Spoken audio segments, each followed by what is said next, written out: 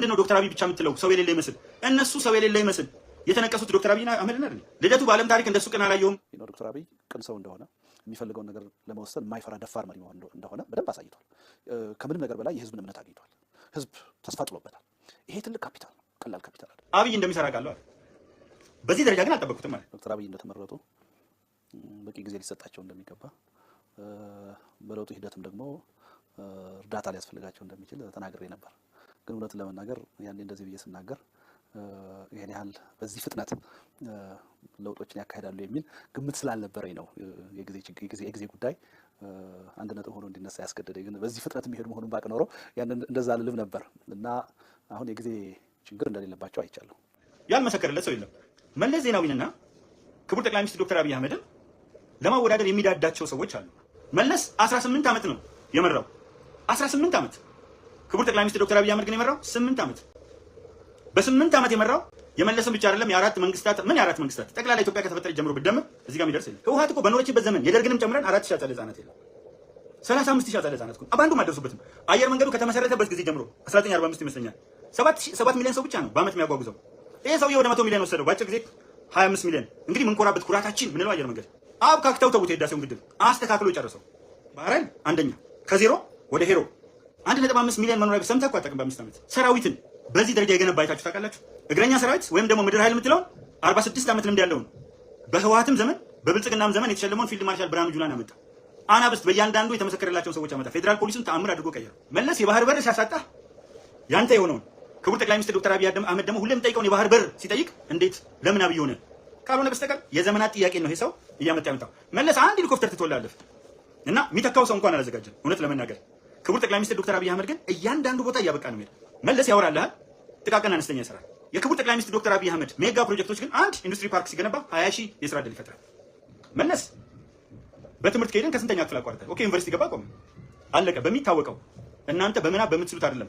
ይሄኛው ደግሞ አዲስ አበባ ዩኒቨርሲቲ ፒኤችዲውን ተምሯል። አዲስ አበባ ዩኒቨርሲቲ ፒስ ኤንድ ሴኩሪቲ እዚሁ ዲግሪውን ከማይክሮሊንክ አግኝቷል ብቻ ሳይሆን ዲግሪውን ከዲግሪዎች በላይ በተግባር አስመስክሯል። ኢንሳ ውስጥ በደሙ አይደለም በዘመድና ባበልጅ አይደለም ቁጭ አድርጎ የህወሓት ባለስልጣናት እስኪደመሙ ድረስ የመለስ ንግግር በሙሉ ከፋፋይነት ነው። ጠባቡ እንደዚህ፣ ጎጠኛው እንደዚህ፣ ሱፊው እንደዚህ፣ ሰለፊው እንደዚህ፣ መጅሊስን መክፈል፣ ኦርቶዶክስ ተዋህዶን 2 ሲኖዶስ ምን ተደርጎላችሁ ነው? እውነት እንነጋገርና በስናይፐር ጭንቅላት ነበር የሚለው መለስ ዜናዊ።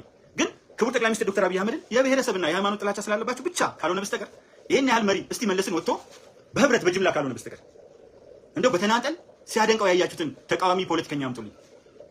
ስለ ጠቅላይ ሚኒስትር ዶክተር አብይ አህመድ ግን 1 2 3 4 ነው የሁለቱ መሰረታዊ ልዩነት። መለስ አንድን ቃል እየረገጠ ደጋግሞ እየረገጠ ንድፈ ሐሳብ ጎበዝ ነው። ቲዎሪውን ብቻ ያነበንብላቸዋል። ክቡር ጠቅላይ ሚኒስትር ዶክተር አብይ አህመድ ግን ቲዎሪውን በሚገባ አሰናስሎ አሰናኝቶ በመጽሐፍ በመደመር ተከታታይ ክፍሎች አዘጋጅቶ የዶክተር አብይ ልዩ ገጽታው መሬት ላይ ያውላል። ትናንት ጨለማ ውስጥ ነበር የምትኖረው፣ ዛሬ በብርሃን ነው። 7 ከተሞች ገጠር እንዳትለኝ ይኸው ቅድም ስንዴ ነገርኩ፣ ይኸው ግብርና ነገርኩ። ቡና ኢትዮጵያ ጠቅላላ የምታመር ወደ ውጭ የምትልከው በአመት $3 ቢሊዮን አይሆንም። አሁን ግን ቡና ብቻ $3 ቢሊዮን ነው። ልብ አድርጉ። እንደው በጣም አሳነስኩት ከተባለ 600 ቢሊዮን ብር ማለት በአመት ኤክስፖርት ከቡና ብቻ። መድኃኒት ጭምር ኤክስፖርት ማድረግ ጀመረ። ጎበዝ። ይሄ ሰው እዚህ ቀረሽ አትለው። ንግግር ብትለው ትግርኛውን፣ አማርኛውን፣ ኦሮምኛውን፣ እንግሊዝኛውን ይራቀቅልበታል። ደግሞ የሚገርም ነገር አይደለም ለሱ። ውትድርና ብትለው በደህንነቱንም መኮንነቱንም ውትድርናንም በተአምራት እግዚአብሔር ለዚህ ቀን ያቆየውና ያተረፈው ነው። ጓደኞቹ እንትን ሲሉ እንትን እንዳትል በዛን ጊዜ የነበሩት እነ ኮሎኔል ተወልደ በለው እነ አቦይ ስብሃት በለው እነ አባይ ፀሐዬ በለው እነ ክቡር ተፈራ ዋልዋ በለው ያልመሰከረለት የለም። ህወሓቶች ነው ያኔ እነግርሃለሁ። በደሙ አይደለም ቁጭ ብሎ የተከበሩ ምናምን ነው እናንተ የምትፈልጉት አላደርገውም አላቸው። ጀግና ነው ሰውየው። ሰው እንዲህ እነሱ ባስነጠሱ ቁጥር ህወሓቶች ፎጣ በሚያቀብልበት ጊዜ ክቡር ገሌ አላደርገውም። ሶፍትዌር ሰርተናል ትጠቀማላችሁ፣ ተጠቀሙ። ሌላ ትፈልጋላችሁ ፈልጉ። እኔ አለምንም ማለት አልለማመጥም። ሶፍትዌር ደብሎፕ አድርጎ ሰውየው ለየት ይላል። ስለ ኤአይ ሲያወራ ወይም ደግሞ ስለ ኮምፒውተር ሳይንስ ሲያወራ ከሶሎሞን ቴክቶክ ጋር ነው የሚያወራው። አየህ፣ በደንብ ከሚያውቁ ሰዎች ጋር ነው የሚያወራው። አሁን አንዳንዶቹ ጂ7 ላይ አልተገኘም ክቡር ጠቅላይ ሚኒስትር ዶክተር አብይ አህመድ ይሄ ምክንያቱ ኢኮኖሚ ስለወደቀ ነው ምናምን አሉ። ትንሽ አታፍሩ? ሲጀመር በዚህ ዓመት ኢኮኖሚ ከሆነ መነጻጸራቸው በኢኮኖሚ እድገት አንደኛ የምትሆነው ኢትዮጵያ መሆኗ አይኤምኤፍን አስቀመጠልን። 9.2% አድጋለች። ቀጥሎ ዩጋንዳ ናት ያለው አይኤምኤፍ ነው። ለምን ኢትዮጵያና ዩጋንዳ አልተጋበዙም? በኢኮኖሚ እድገት ከሆነ በስንዴ ከሆነ ኬንያ 0.3 ሚሊዮን ሜትሪክ ቶን ነው። 0.3 ልብ አድርጉ። አንዳንዶቻችሁ ቁጥር ስለማታውቁ 0.5 ከሆነ የአንድ ግማሽ ነው። 1% የምንለው ግማሽ ነው 0.5። ከ0.5 በታች ደግሞ መቼም ስንት ደንቆሮ አይደል ያዝኩት። ከ0.3 ደግሞ በታች ነው። ከ0.5 በታች ነው 0.3። እኛ ግን የምናድገው 33 ሚሊዮን ሜትሪክ ቶን ነው። እሱ እኮ አሜሪካኖች አይደሉም የሚመረጡት። አሜሪካማ ይመቻት ይሆናል። ወርልድ ባንክ ግን መሰከረ። ሰዎች አሉ ከዓለም የተውጣጡ መሰከሩ። ለማንኛውም መለስና ክቡር ጠቅላይ ሚኒስትር ዶክተር አብይ አህመድ ማነጻጸር በራሱ ለኔ እየተሸማቀቁ ነው ማለት። ምክንያቱም የማይነጻጸሩ ነገሮች ናቸው። አሳ ነባሪ ንስርን ከቁራ ጋር እንዴት ታወዳድራለህ? የምሰራው ለህሊናዬ ነው። በቃ ትልቁ የምሰራው እግዚአብሔር ይመስገን ለህሊናዬ ነው። ትናንትም ዛሬ ነው። ክቡር ጠቅላይ ሚኒስትር ዶክተር አብይ አህመድን አንድም ቀን ተናግሬው ጽፌ አላውቅም። አንድም ጽሁፍ አታገኙም። አንድም ንግግር ዘኦንሊ ራሴ ያልኩት ኢንፎርማል መድረክ ላይ ፈጣሪ ስለሚያኝ ኢመደበኛ መድረክ ላይ እንዲህ ስንጫወት አምቼው አውቃለሁ። በፊት ላይ መብቴ ነው ደግሞ አልተገነዘብኩትም። አንዳንድ ነጥቦች ላይ ከመጀመሪያው ጀምሮ ግን የዶክተር አብይ ደጋፊ ነኝ ብዬ ከሺህ በላይ አወጣው ማስረጃዎች። ዛሬም ሰው ይሰለቻል ብዬ ተውኩ እንጂ ዛሬ ብቻ 6 አሉኝ። በተለያዩ ዓመታት የዛሬ 8 ዓመት 7 ዓመት 6 ዓመት 5 ዓመት ከሀገር ልወጣ ወራት እስከሚቀረኝ ድረስ ዶክተር አብይን እያደነኩ ነበር። እዛም ሞኛ ማድረግ ጀመርኩ። እነሱ 2 ማስረጃ ሳይኖራቸው አፋቸውን ይከፍታሉ። እኔ ግን 1000 ማስረጃ ኖሮኝ ይዘምታሉ። ማን ይዘምትባል? ጭራሽ ብልጽግና ውስጥ ያለው አባቴ ይሙት እንዳንተ ተከፍሎኝ አይደለም ሰራው፣ ወይ ደሞዝ ኖሮኝ አይደለም እንዳንተ፣ ወይ ተከፍሎኝ አይደለም እንዳንተ። አቁን ልንገርህ፣ ሀገሬን ስለምወዳት ነው ስለማቅ ነው አባቶች እንዴት አድርገው ሀገሬን እንዳቆዩ እንጂ እኮ ብዙ ነገሮች አሉ ውስጥ ሆነ አሁንም ስቲል ነው የሚከታተሉኝ ሰዎች አሉ። ጣቴን አልጠባም። እያንዳንዱ ነገር ያለ ስቲል ነው። የሆነ ጉዳት እንኳን ቢደርስ ሌላ አካል አይደለም የሚያደርስብኝ፣ ውስጥ ያሉ ሰዎች ናቸው። አቁን ልንገርህ፣ ግን አሳውቄ ነው ደግነቱ እነማን እንደሆኑ። የሆነ ችግር ቢፈጠር እያንዳንዱ ወደ 500 ቤተሰብ አለኝ ስማቸውን ሰጥቼ ነው ስለማውቃቸው። የምቃወምበት ቦታ ነበር። አንድ ታሪክ ነበር። ታሪክ ላይ መልስ ሰጡኝ። እነዛኞቹ ምኒልክን ብቻ ቆመው ነበር። እነዚህ በአድዋ ሙዚየም ብቻ ሌላውን ትቼ የጎንደርን፣ የሐረርን፣ የጀጎል ግንብ፣ የአባጅፋርን ጠቅላላ ያጎሏቸውን ታሪኮች ፓን አፍሪካኒዝም ትቼ የአድዋ ሙዚየም ብቻ መልስ ሰጠኝ። አንዱ ብጅታይ ታሪክን ሊያጠፉ ነው የሚለው እየደጋገመ ሲሰማ እውነት መስሎኝ ነበር። ግን ታሪክን ሊያጠፉ እንዳልሆነ ተረዳው። አንዱ ልዩነቴ እሱ ነው። ሁለተኛ አማራው ይገፋል የሚል ነገር ነበር። በጣም እዚህ ላይ ይታገል ነበር።